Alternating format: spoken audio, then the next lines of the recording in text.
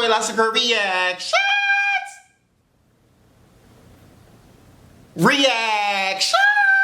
Feel me? Today I'm coming to you guys with another banger. We got Kobe Bryant accident location visit. Feel me? Before we get into this video, smash like button, subscribe to the channel, hit the notification bell so you never miss an upload. With that being said, ain't nothing to it but to get to it, baby. Let's go. Go. The Sikorsky S-76B, piloted by Bryant, was heading in this general direction in the last few seconds before the fatal impact. It was 9:45 a.m. They had departed John Wayne Airport in Orange County, California at 9:06 a.m. The pilot had been making a climbing left turn when he got into the clouds. It's a condition known as IMC, Immediate Meteorological Conditions.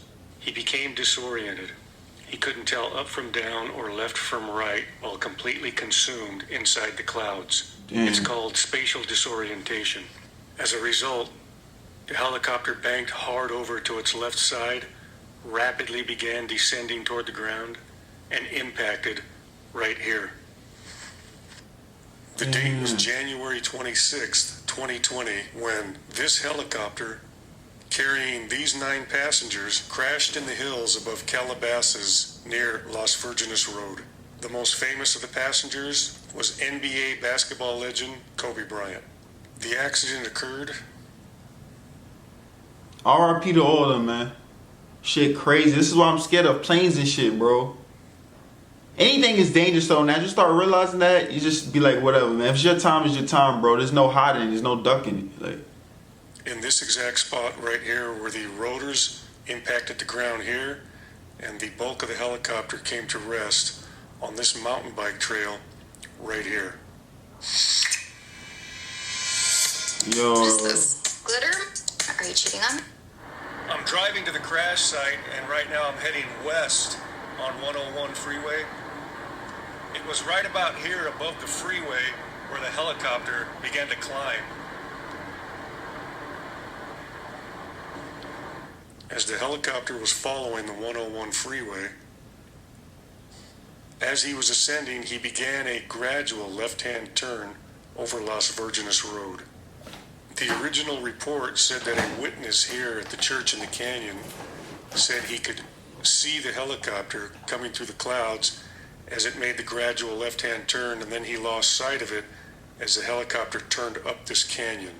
Damn. In a later report, an eyewitness at the church said that he could not see the helicopter, but he could hear it as it came through the clouds, and he heard it make the left-hand turn and start heading up this canyon. Damn. I'm at church in the canyon where witnesses said they heard the helicopter flying above Las Virgenes Road right here, and then make a left turn up into the canyon right there.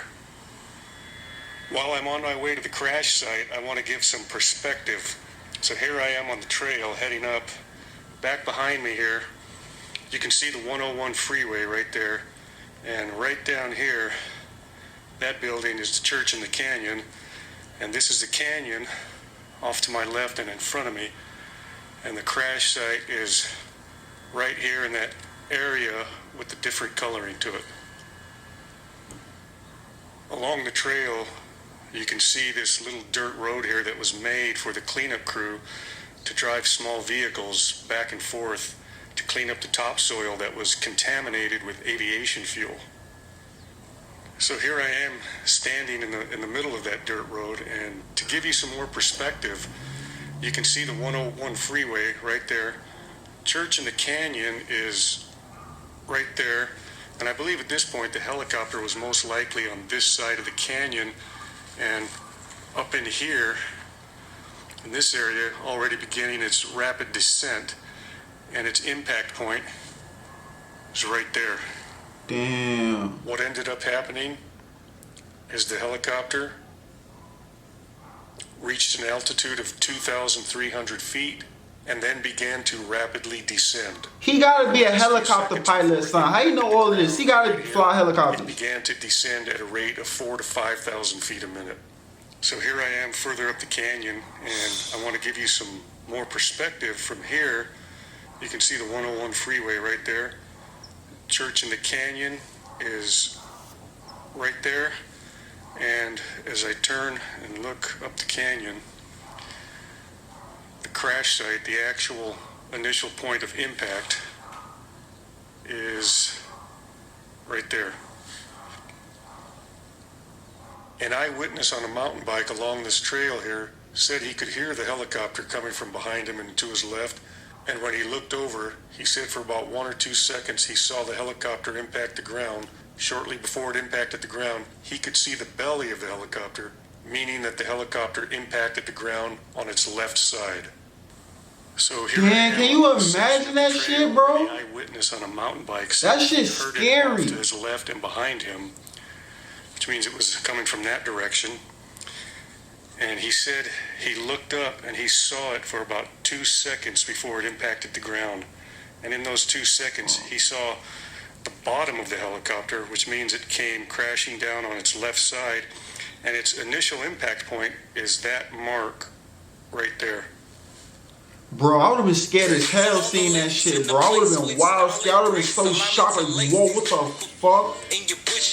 Bro, you ever see like a plane fly type close to you and you already freaking out? Imagine seeing that shit crash, a helicopter crash, bro. That's crazy. He's sitting on a bike. Little did he know that was Kobe Bryant on that helicopter that crashed, man. That's crazy. I know when he found out, he said, what the fuck? That shit was shocking. I couldn't believe it, bro, when I heard the news, bro. Shit felt like a dream. Right. Crazy. Here, the debris and the bulk of the helicopter came to rest on the trail right here. So I'm on the trail just below the impact point, which is right here. And the tail rotor section of the airframe. That gotta be crazy to be that close up to the site, though, bro. They should turn that shit to like a museum or something, bro. That shit crazy. The helicopter came from this direction up here at 184 miles per hour, banked over on its left side, impacted right here, and then the airframe and the cabin continued on over this rise. So as you can see the impact point here, it's important to know that the helicopter was not out of control because it was still doing exactly what the pilot was telling it to do.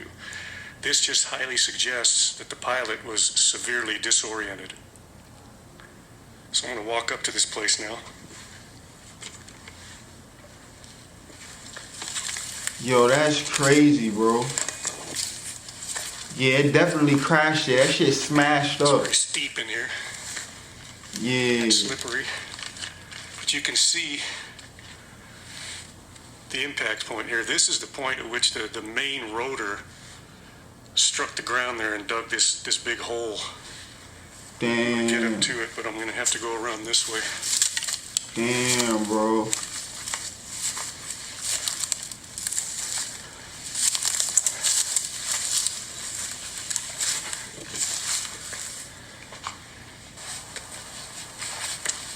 That shit crazy. Now, in order to give you some perspective, I'm 6'1", and this is the initial impact point that was made by the helicopter's main rotor. I'm standing in it right now.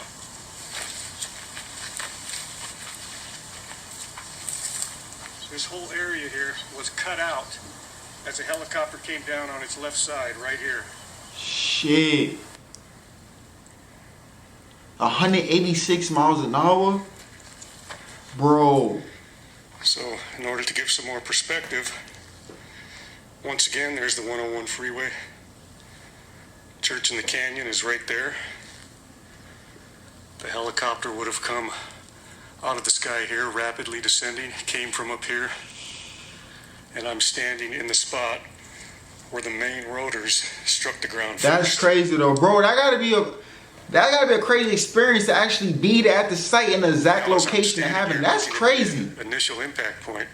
Right in front of me is this small, looks like a small tree trunk that was cut perfectly clean, Oh yeah, right from here. the thing. which tells me this was most likely done by the tail rotor Yeah. because of its positioning. Because if you Yeah. think about it, the tail rotor and the main rotor are perpendicular to each other. When the main rotor is horizontal, the tail rotor is vertical. But as the helicopter came down on its left side, the main rotor was vertical up and down, which means the tail rotor had to be horizontal. And this right here is pretty much a clean horizontal cut, which is about in the right position for the tail rotor to be when the main rotor struck the ground right there. It's a small piece. It's the same color as the helicopter. So this is definitely a tiny piece of the helicopter. You gotta keep that. You gotta keep that. Well, you put it back. You gotta kept that. I'm just going to leave it there. So here I am standing directly above the initial impact point where the main rotor dug the big hole. Tail rotor was actually found right there next to the trail. Man, you better hope there's no mountain So lions if the in that main bitch, man. You rotor better be careful, man. impacted the ground here You better be strapped on up. its left side, that means that the cabin and the airframe most likely struck the ground, well, right about here and up in there, and then continued on over this little ridge. I'm going to walk in that direction. And this is very steep up here, so you got to be careful. Yeah. Yeah, you bugging. So there was also an NTSB photo taken of this, an aerial photo taken, where you can see the debris and the pieces of the broken propeller, the main rotor, scattered all along through here.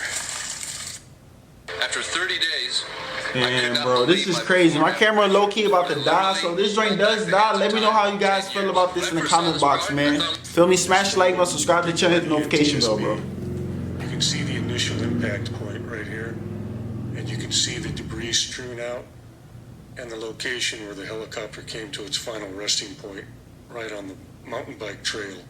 Damn. And the cabin with the 9 passengers and the airframe came to rest right here. And what was left of the airframe, the tail section, the blue and white piece, was actually lying next to the trail right about here.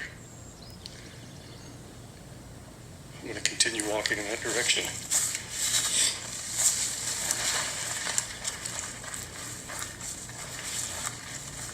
It's crazy, bro. Shit crazy. So this is where I would say the bulk of the helicopter, or also known as the cabin and the airframe,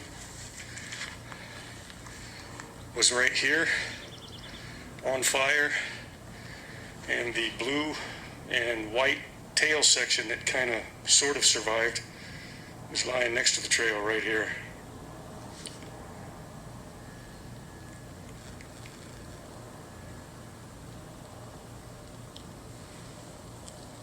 Go. The other side of this little ridge to right here where the cabin and the airframe came to rest and burn. And I found out that Kobe's remains were found right across the trail here, and his daughter's remains were found behind me here in this little gully. Now, out of respect for the 9 individuals who lost their life that day, I will be placing 9 roses in their memory for John Altobelli, his wife, Carrie Altobelli, their daughter, Alyssa Altobelli, her teammates, Gianna Bryant and Peyton Chester, Peyton Chester's mother, Sarah Chester, their assistant coach, Christina Mauser, pilot, Ara Zobayan, and of course, Kobe Bryant. May they all be resting in God's eternal peace. That's shocking, man. That's absolutely insane. But to be able to stand there, to be able to be at the site like that, that's crazy. Like, for real, that's crazy. Like, that's crazy. Anyway, let me know how you guys feel about this in the comment box, man. That was crazy, man. Hope you guys enjoyed this video. RP to Kobe, his daughter, you know, and wish his family the best, man. It's crazy, man. You never know when it's your time to go, man. So you gotta live every day like it's your last, man. Straight up. See you guys in the next video. Peace.